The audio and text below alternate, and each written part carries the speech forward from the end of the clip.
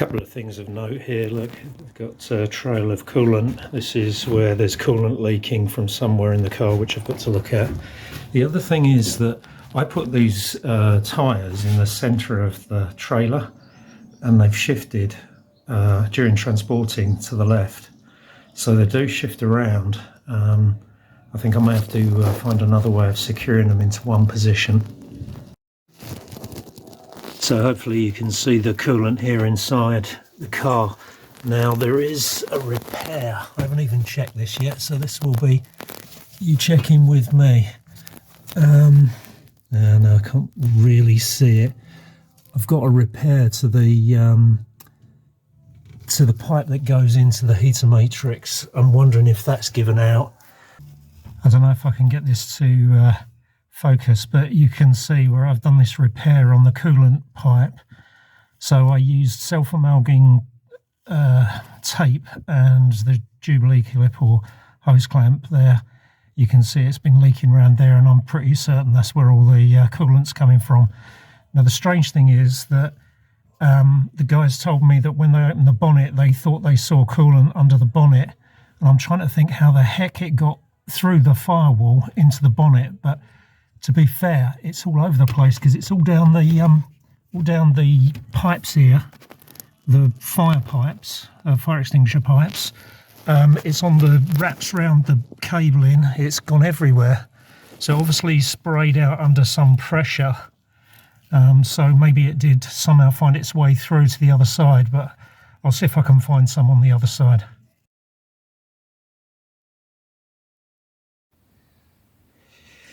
Okay, moving on to the front of the car. I've now corrected it, but what had happened was the bottom of the front bumper, the spoiler area, where I'd gone backwards up the grass at, what's that, Clearways, when I had the spin, it had pulled the spoiler forward and the bumper had got jammed up against the crash structure.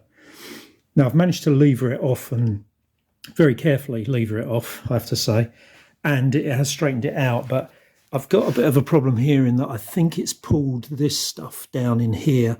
So I've decided I'm going to take the bumper off and just check things and see if I can make sure that it's straightened out. You can see it better on the other side, actually. If you look here, if you look at the gap, it's quite big, and I think it's pulled this plastic structure. This plastic sort of mount thing here, I think, has been pulled downwards. So I'm sorting that out at the moment. I was looking at the wear on the tyres. Now, forgetting all the real techie stuff, the main thing I note about the tyres is that they're wearing more on the outsides than down the middle. And if this was a road car, I would say the tyres were running too soft, and I need to run a higher pressure. So this one is the left-hand side, and this is the right-hand side, and you can see it's basically the same. The only thing is this side is wearing much more on the inside edge for reasons I'm not quite sure of. Obviously I'm doing clockwise circuits, so I guess that could explain it. But anyway, it's wearing a bit more on the inside edge than the outside. But again, the middle is running, seems to be running soft. So I'm going to have a think about that. I dropped the tyre pressures at the track because I was getting such vicious understeer. But maybe that's not the answer. In fact, I did that on the Wednesday during the practice, and I don't think I've run it with the new setup with the higher pressure. So we dropped this to 30 psi from 35. I may have to try again at 35. But the problem is at Croft, I'm not going to have any practice time because, well, there's for a whole bunch of reasons. I can't do a test day there, so I'm going to have to go straight into quali and then into the race. So I'm not sure how much opportunity I'm going to get to test different setups, but yeah, that is a consideration.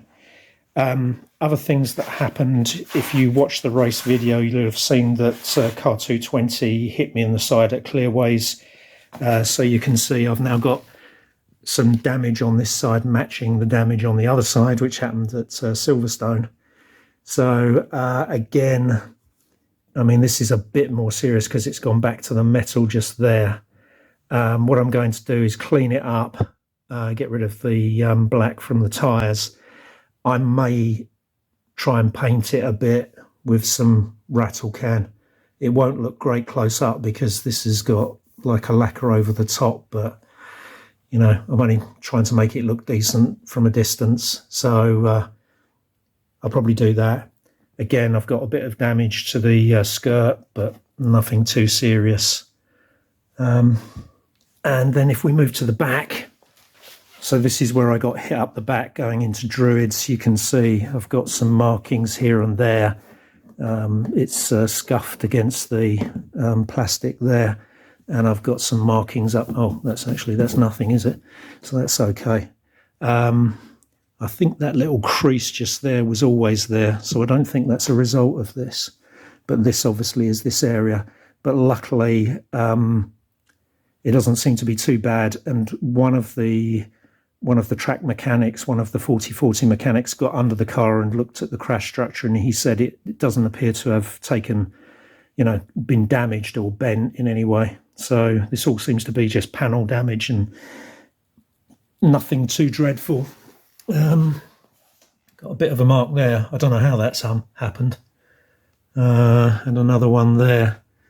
That could have been from Silverstone. I don't remember. I'll perhaps have to go back and look at the videos. But yeah, so yeah, a little bit of damage, but nothing too dreadful. Okay, so it all looks okay, but what I didn't have in place was the screw that goes up through there and through the wing and clamps that up against the wing here. So yeah, I'm going to put that back in. Should sort that out, and the same the other side. The only other thing, you can see I've got some Brands Hatch grass underneath.